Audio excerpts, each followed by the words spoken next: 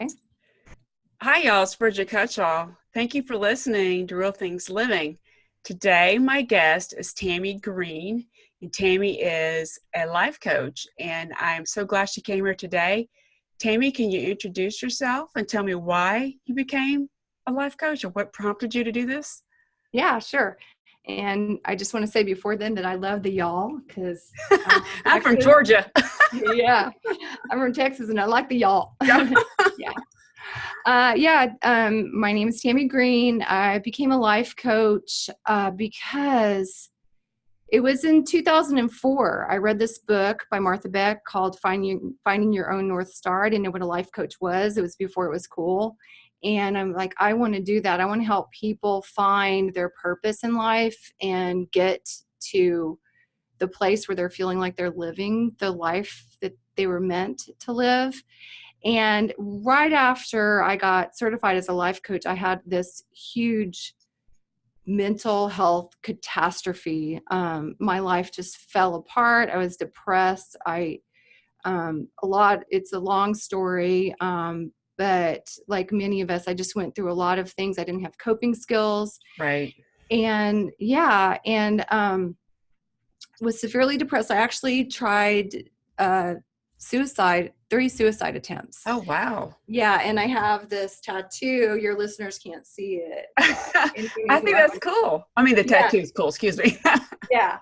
It's my 3 suicide attempts, and it's about, and people that can't see it, they're listening on podcasts. It's like 3 arrows kind of pointing up because those suicide attempts led me to everything beautiful in my life. And that's kind of my message with everyone that's going through something really, really hard is it feels like you can't get through it. And I don't want people to suffer, but it's those really tough life experiences that really lead us to our purpose and break our hearts open to our real meaning in life. And so through that experience, I ended up becoming the top coach in the country for people going through really tough times and trying to make sense out of it, and gave my life beautiful meaning. So here I am today. Well, that's great. I think that's what you're doing is very important because I think you're probably from my generation or age. We had to hide stuff. We Right. had to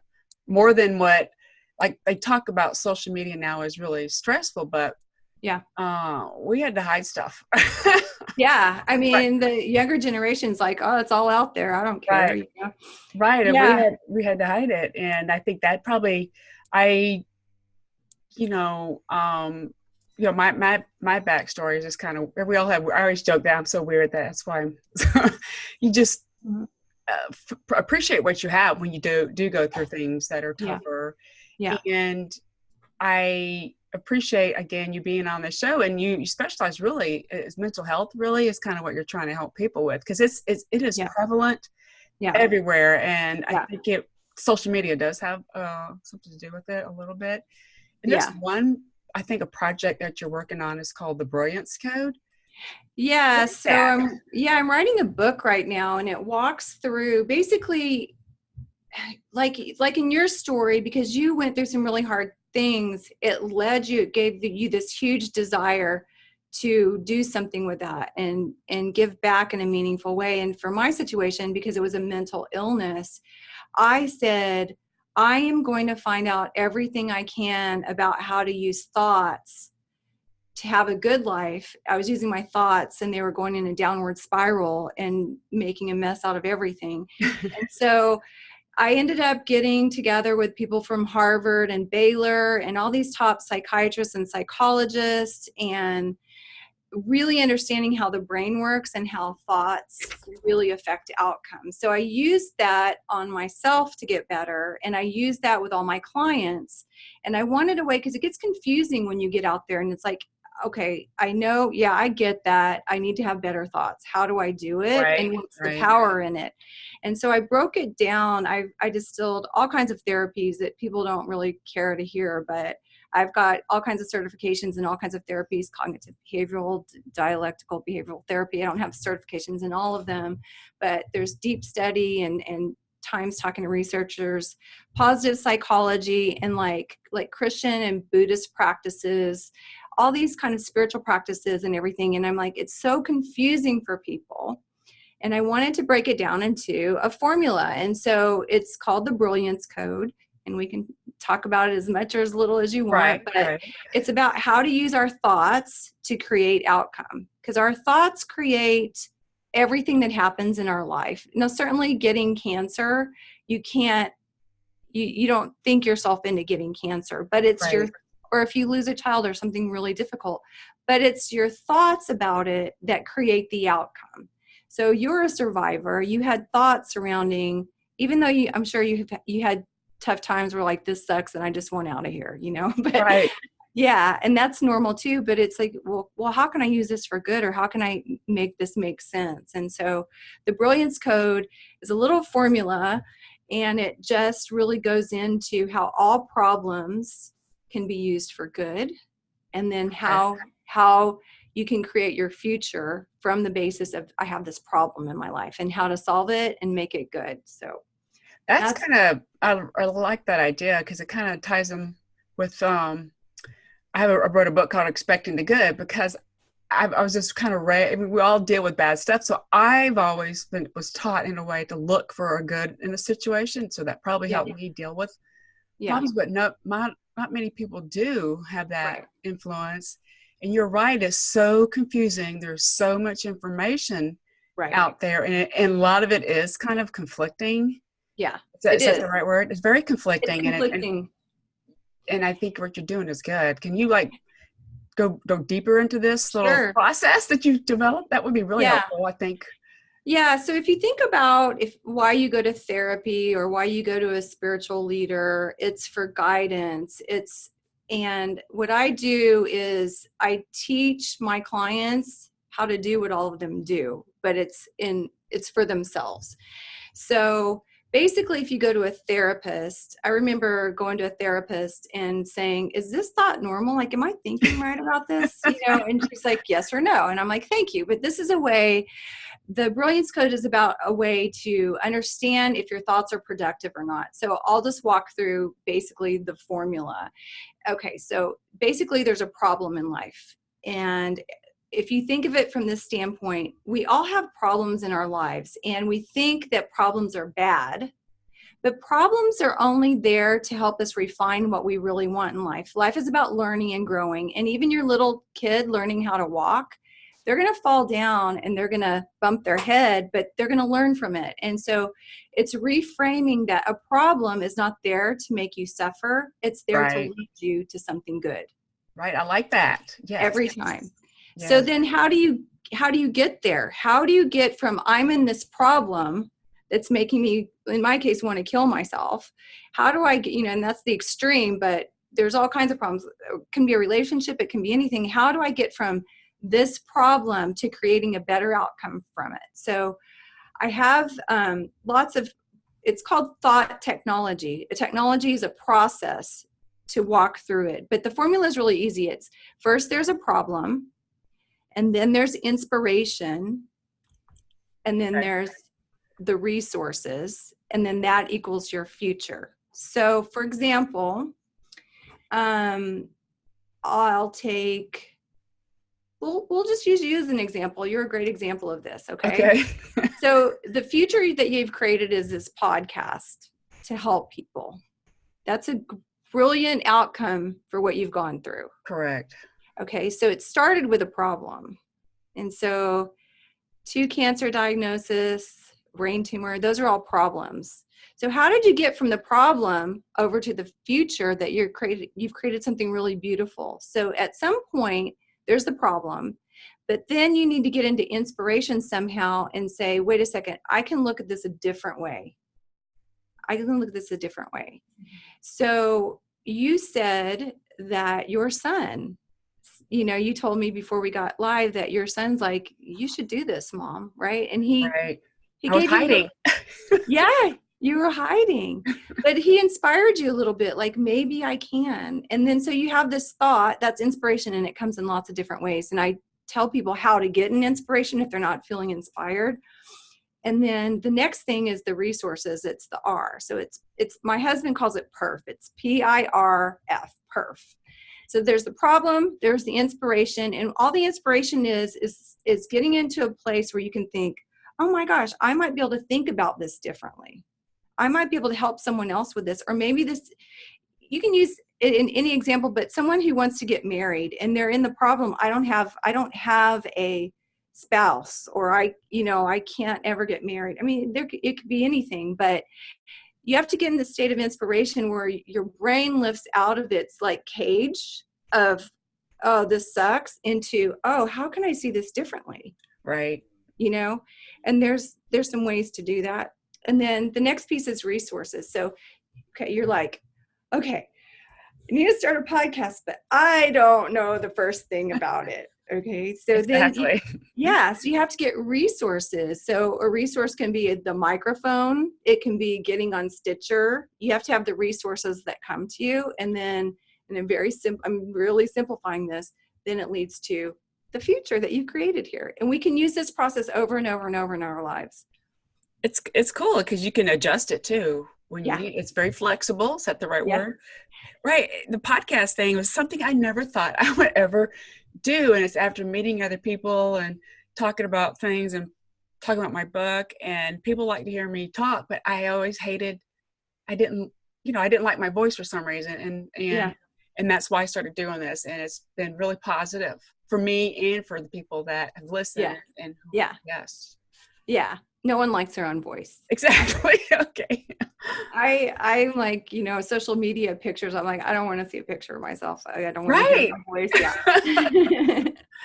Right. Yeah. From the generation that we just hide it. Yeah.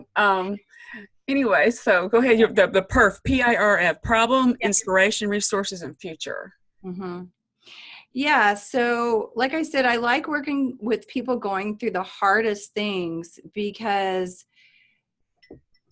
I like to move people from this tragedy or this hard thing into understanding the reason and the future they can create from it as quickly as possible, instead of like I went through. I don't know how long it took you. It took me like 10 years to figure out or whatever that this could be good. But I think it can be used for anything. Well, it can be used for anything. It's tested out. My son's a math major. He works at Google. And I'm like, is this right? And he's like, yeah, it's right. It works. And so it's just being able to apply any problem and see any problem. It's an old thing, like problems are opportunities. And, you just want to hit the person at the time if you've got a problem. But it really is a way of really simply reframing it, getting past the mental blocks that we have about any problem, and then getting into inspiration about, okay, how can this be used for good, or what's the good from this, and then helping find the resources to create it. So that's really good. I mean, I like that summary, especially to view problems as opportunities and not as something negative. And right. A lot of people give up too soon too, I think. Right. And that's normal. That's normal humanity to, we all have problems, and I think that thing about you hiding, there was a time where we had to be perfect, the 50s feminine, like, your house was always clean and everything. And, and now we're like, I don't care, Right. Exactly. I'm showing up. I don't care. But, and so, but even the younger generation, like, even like social media, even though maybe in their own lives, they're more authentic, like kids talk about being on medications or whatever. Right. I would have never shared that with anybody if I was, right? No, they talk about that now. They're not afraid of people with disabilities. They grow up next to them. Good. Yeah. It's like, it's more normalized, but there's always this human tendency to, not want to be seen for a vulnerable place. And there's a reason for that. It hurts. Like on my YouTube yesterday, I had a hater on there, a troll, and we're all afraid of being authentic because it makes us feel vulnerable. but it's in Right. that vulnerability, and it's in that place of really learning to believe in ourselves and to accept everything that we've gone through is just to make us a better person. It's refining us for our purpose, and every hard thing, and in talking about it, how it can help another person. And if someone doesn't like it, well, that's okay. Go Correct. talk to someone else, That's a good point. You're not going to make everybody happy. That's for sure. It's a big lesson. Huh? That's a big lesson to learn. Exactly. And that's probably one of the reasons why in the past I was like hiding. I didn't want, I already had to deal with all these other problems. Yeah. And I don't need, but then you just become thick, or I should say thick skinned. But Yeah, maybe no, it's good. in a way, it's kind of in a way more thick skinned, and that's the way it is. And I'm just known to be very honest and forthright, but I'm nice about it. But I think maybe some people need to realize, based on your response on your YouTube thing you were talking about, if you didn't freak out or anything, and that's something they should take away as well. The person that was being a bully, that it's not going to work. And I don't know, people who are bullying, they have other kind of problems, right? That you weren't right. Well, yeah, I mean, everyone's got their own stuff, but let's use PIRF for that problem and kind of look at, okay, the bullying. So I've been doing this a long time, so I can do this mentally very quickly, and it is a practice, and that's why I have the conferences and stuff to really drill down into the tools. But let's just say YouTube, and I had a troll, and he said something like the music's blaring, like, okay, and it was a thing. So that's a problem, but is it? Because if you get into inspiration and you think nothing's really a problem, it's all working out for me to my good, that really isn't a problem. And it didn't take me very long, because I've been doing this a while, to know that if someone posts a negative comment on my YouTube, number one, the YouTube algorithm is going to bump up my video and more people are going to see it because he commented on it. Right. And also, I've had enough experience with this kind of thing where if someone posts a really nasty comment, I will have my tribe will just like get in there and defend me. I posted an article, a post on LinkedIn last year. It's called "I Need a Wife," and I didn't mean for it to be controversial, but but it was controversial, and people are like, "I'm sitting here eating popcorn." It went viral. It had 4 million views, and wow. And people were just like banging it out with the conversation, and that's okay too. People have their own talking. People talking. So yeah, it's not a problem. Yeah, and it's just this way of looking at it's seeing the beauty. It's beyond opportunity. It's seeing the beauty in every problem. It's really seeing the beauty in how it's leading us to the desires of our heart. It's leading us to the desires of our heart. And I know this is hard when people are going through hard things, and I don't want to gloss over this. My editor's like, you can't be so Pollyanna. I mean, someone's like, and a lot of my work, since I do deal with people going through hard things, is letting them be human about it and validating like the pain and how hard it is. But there's another side to it, that it's the dialectic. Yes, it's hard, and yes, I don't want you to suffer, and also there's a reason for this. There's something beautiful, if you can use that word, like beautiful. And the word brilliant, it has a double meaning. So brilliant is both the thoughts, like you're smart, brilliant, and brilliant is like this beautiful star that like illuminates everything. It shines on you, right? In a way. Right. And others. And right. On others.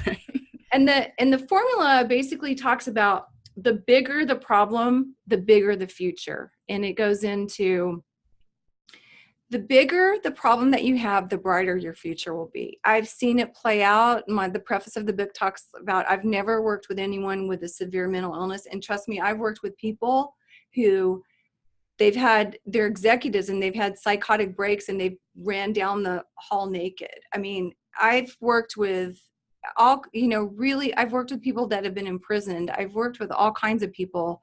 I've stayed up at night with people who are suicidal, and it's not just mental illness. I work with all kinds of different people, but in that context, I've never seen I've never known anyone who went through huge problems that weren't the most brilliant stars just waiting to be set free. Right. To be open to fly, right? To fly. And it's to fly. And there's so much beauty in it, and it's accessing that beauty, and then, making this plan and bringing in resources to get the person there. I mean, that the resources part, people get stuck on. It's hard. I mean, there's a lot I want to do, and I haven't found resources, but it's getting into this place of inspiration where we can lift out of our head and these limiting thoughts and reach up to, God, source, universe, collective consciousness, just our intuition. You can call it different things, but our brains can be used to help us or hurt us. And we need to get out of our heads on these endless loops and these thought processes that aren't serving us, and get into this state of inspiration where all that can fall away, and we can be like, oh, that's what this is all about. That's what it really is about. It's about others. And we had briefly talked before we started recording, is people who are dealing with problems that you and I have dealt with. It makes us and our family are more empathetic towards others. And that, and I think that's important. That's why you sharing your story like this is fantastic. And so what do? You said you help all different kinds of people. So do you focus on mostly in groups or individuals? I was just curious on that. So I do online coaching. I do in-person coaching. I'm in Portland, and I have an office in Texas too. I just moved to Portland, but I'm still in Texas, in Houston area. Right. So in most of my one-on-one coaching is over the phone. Just because of we reach so many people, but I do have my office here. And I do online courses, which are more affordable.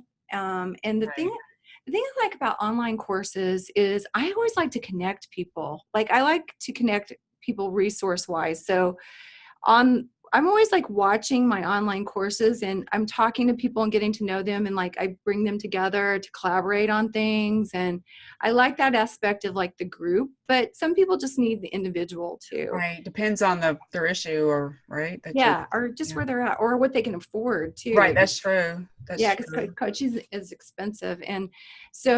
And then the other thing is, I'm so excited. I'm working on conferences next year. So the conferences are 2-day conferences, and I take the people through this in the weekend. It's a long weekend. Oh, that's cool. Friday through Sunday, so they can get through this quickly.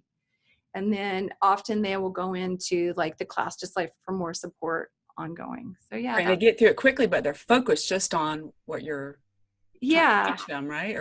And this stuff's hard, It is, simple. right? It's simple, but it's hard because you have to keep thinking about it, and you have to develop more practices to get into inspiration. And it's just like the therapist that helps you. Am I thinking right? It's just hold on, I'm stuck on this thought. Help me with a better thought. I mean, I was talking right before this call with a client, and she's a brilliant businesswoman. She's got a family too. And she was just stuck on, how am I going to do this all? But just with a few thinking about it differently, she's like, oh, now I can do this. Okay, I got this. And I think it's really good to kind of jump back to you talking about the group stuff.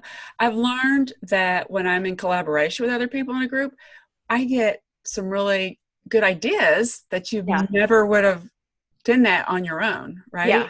And it's so important, especially different perspectives. Right.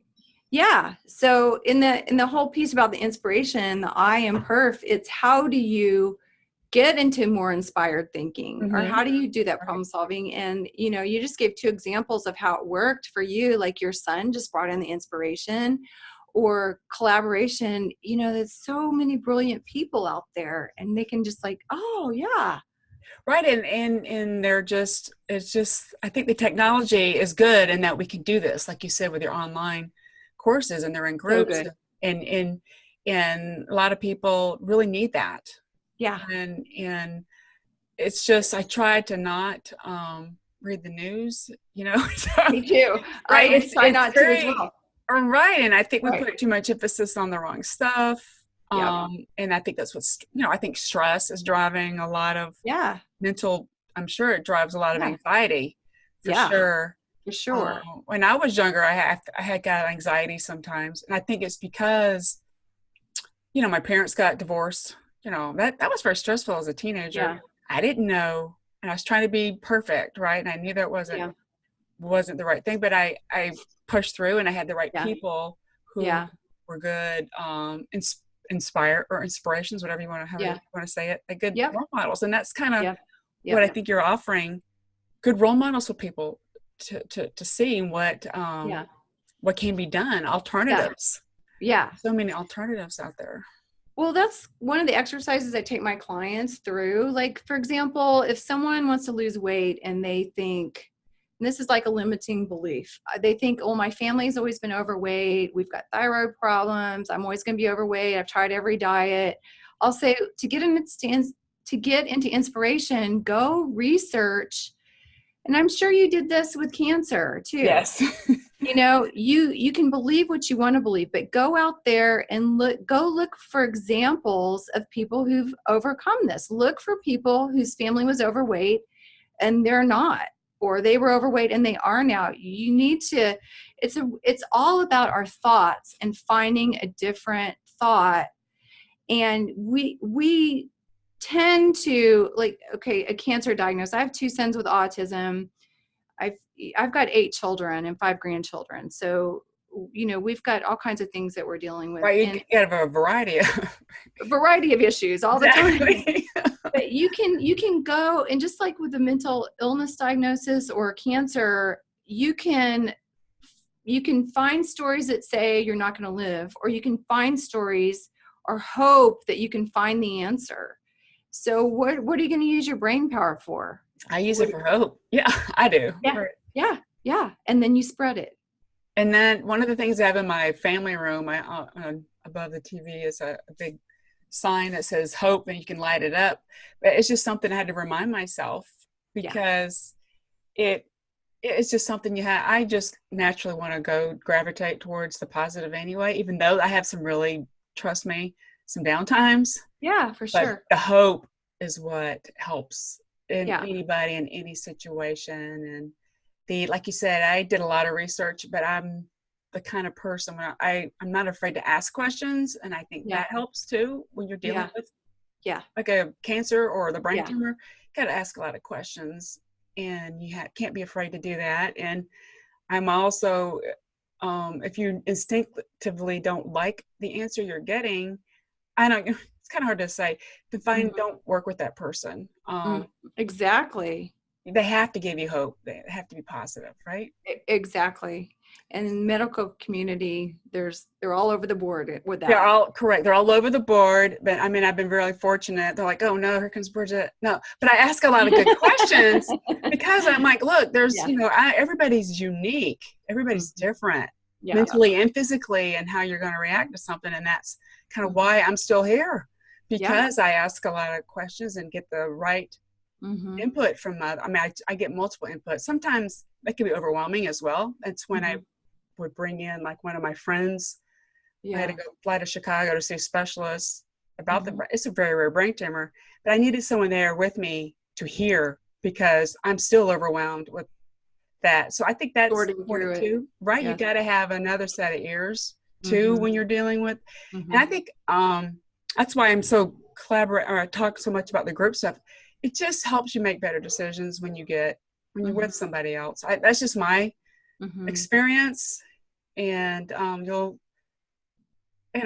still got to make the decisions for yourself. But I think it's really, really, really great what you're doing. Went to your website. Do you have like a group that people can sign up to be part of, or where can they find out more about you? I love this little group. They can certainly go to my website, but if you Google Mighty Networks, okay, there's this new platform. I've been looking for it forever, and I'm just in love with it. It's called Mighty Networks. Shout out to the CEO who put this together, because I've been looking for it forever. If you go to Mighty Networks and then you just type in Tami Green, TamiGreen, you'll find my network. Okay. And it just has so many tools and people supporting each other in there. And just like we said, I'm struggling with this. How does this work? And then me offering a lot of what I do as a coach for free in there. Okay, I can, what I'll do is in the summary of everything, I'll put the link, I'll find the link and put it in there. I'll send it to you, make it easier. Yeah, that'd be great. Yeah. Make sure I got the right one. I think this is so great, and I do appreciate your time and that we finally got to connect. Yeah. And what you're doing is really helpful for everybody. I mean, looking at problems, not just, you know, a certain kind of problem. It's just a good way to, problems are something we deal with every day, and it's an opportunity, right? I like that. And you got to frame it in the right way to get through it, which is your problem, inspiration, resources, and the future, right? And what did you say about the brilliance, that those that it's like two different, has a double meaning to it? And so yeah, brilliant is both the smart, I'm brilliantly smart. Right.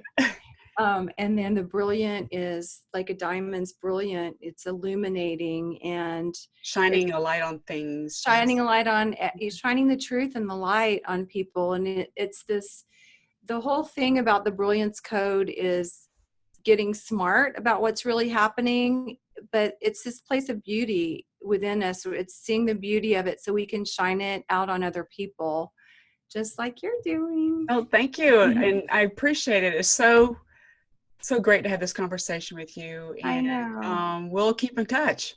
Yeah, thanks so much. Thanks for having me. All right, bye-bye. Talk to you soon. Okay, bye.